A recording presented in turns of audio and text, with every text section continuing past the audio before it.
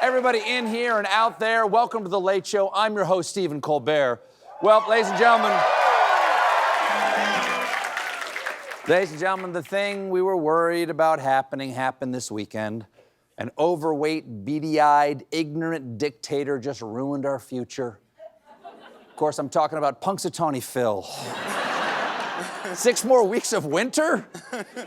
I'm not sure we got 6 more weeks because Donald Trump is doing so many stupidly bad things, so badly stupidly, that it's difficult to keep up. Anyone who's ever had a toddler knows this feeling.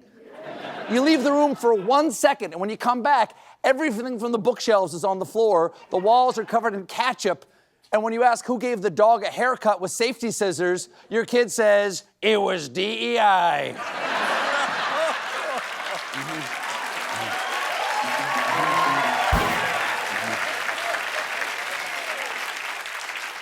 It's hard to know what to start with. Each and every one of Trump's disastrous moves deserves top billing. It's like there's a long deli line, at the counter of incompetence and corruption. And every ticket coming out of that little machine says number 1.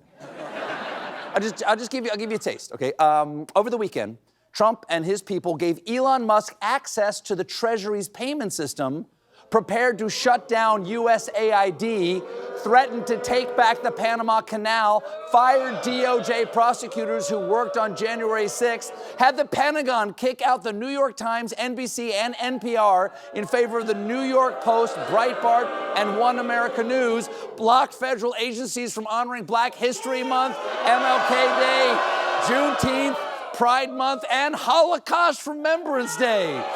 Removed over 1,000 studies from the CDC website and took down thousands of government web pages to satisfy Trump's orders to remove topics like diversity initiatives and gender ideology.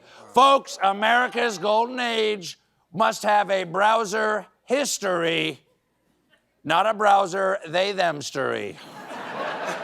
We will also be getting rid of all the State Department's translators. We will replace them with manslators. No mom and dad wants to send their beautiful English word to school and have it come back German, okay? Das ist schlecht. Even more cray-cray. On Friday, the entire census.gov website with all U.S. Census Bureau data went missing. Do you know how many Americans that affects? No, you don't, because the census data is missing. That's a bedrock of civilization. How many people? Oh, all of those would be huge stories, all on their own. But they got out-huged this weekend when Trump announced that all goods from Canada and Mexico will be subject to a 25% tariff. He's only been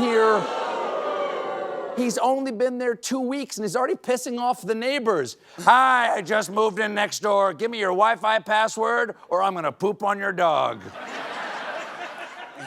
Yeah, the other way, you thought that bar would know.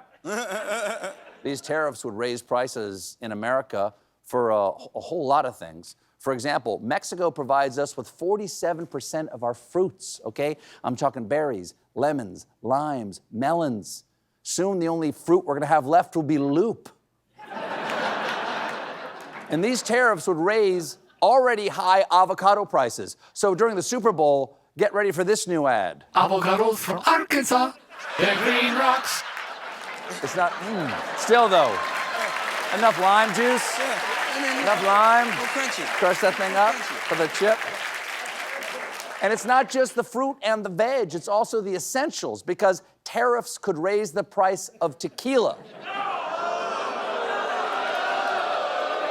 Well, now what are Americans supposed to drink if they want to end the evening in jail? And where is the worm gonna live? Oh, right, I'm sorry, I forgot.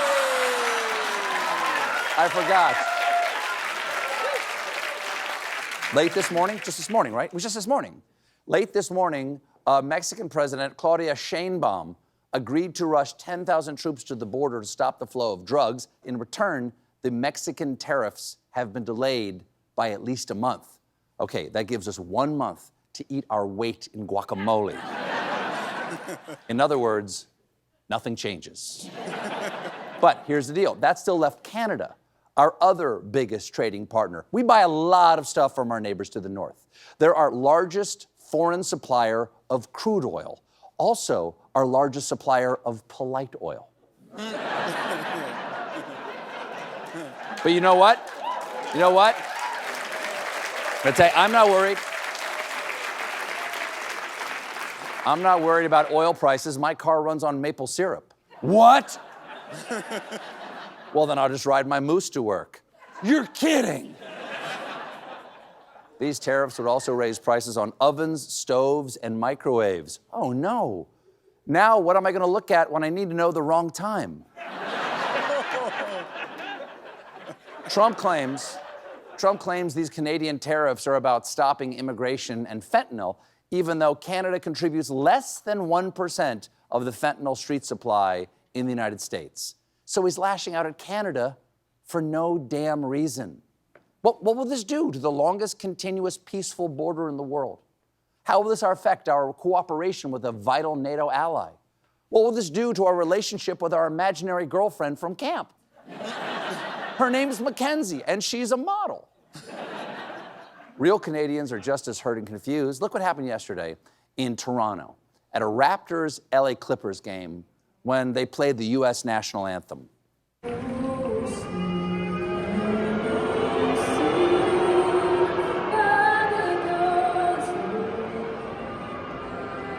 The Canadians are booing us.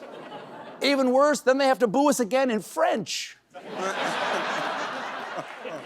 Brr, brr, boo, boo, boo. It's mostly attitude.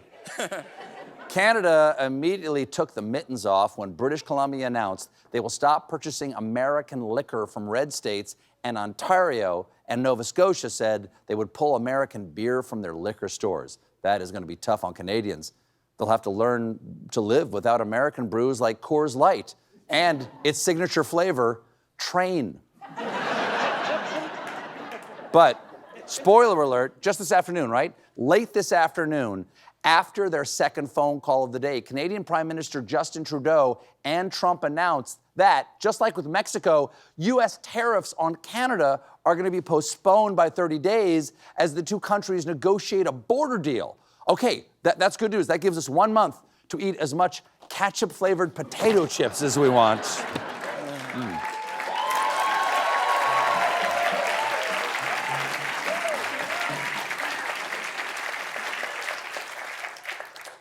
And I'm all good. Now, Trump had hinted that these tariffs might be short-lived. Yesterday, he posted, "Will there be some pain? Yes, maybe, and maybe not." Pretty sure he stole that from his wedding vows. Will I be faithful? Yes, maybe, and maybe not. So now, we have a 1-month ceasefire in what some liberal rag called the Wall Street Journal described as the dumbest trade war in history. To which the Dallas Mavericks said, "Hold my Luka Doncic." Wow. This was, thank you. Thank you very much. Unsurprisingly, Trump was triggered by the Wall Street Journal, posting in response, "Anybody that loves and believes in the United States of America is in favor of tariffs they should never have ended in favor of the income tax system in 1913. That's right, ladies and gentlemen. Turn your clocks to 1913. Tariffs are back, and so is scarlet fever. But at least the President of the United States is going to get stuck in a bathtub.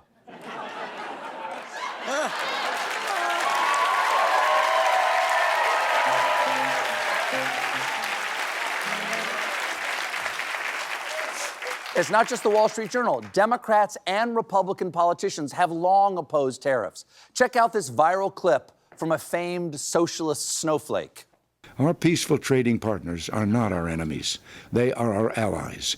We should beware of the demagogues who are ready to declare a trade war against our friends, weakening our economy, our national security, and the entire free world, all while cynically waving the American flag. Damn, Ronald Reagan from the grave, and boom go the jelly beans. He was actually, and boom go the jelly beans. He was actually even more explicit in this famous moment. Mr. Gorbachev, Donald Trump sucks ass. Now, it's been a while. Thunder? Is that thunder?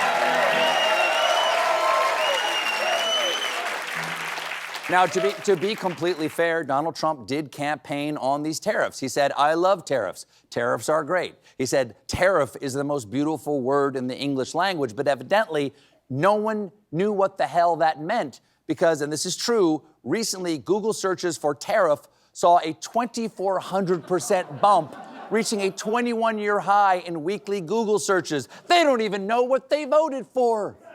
The next 3 most popular searches were, what my Trump hat say, is Mexico America, and can get pregnant in hot tub if keep jeans on? We got a great show for you tonight. My guests are Lin-Manuel Miranda and Audra McDonald.